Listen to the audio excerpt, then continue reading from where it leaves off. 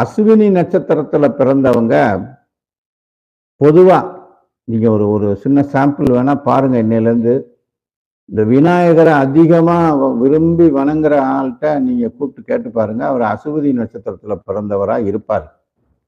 ஒண்ணு அசுபதி நட்சத்திரம் ஜென்ம நட்சத்திரமா இருக்கும், அல்லது அவருடைய ராசி அசுபதி நட்சத்திரத்துல இருப்பாரு, அல்லது அவர் லக்னம் அசுபதி நட்சத்திரத்துல இருக்கும், லக்ன புள்ளி, அல்லது அந்த லக்னாதிபதி அசுபதி நட்சத்திரத்துல இருக்கும்.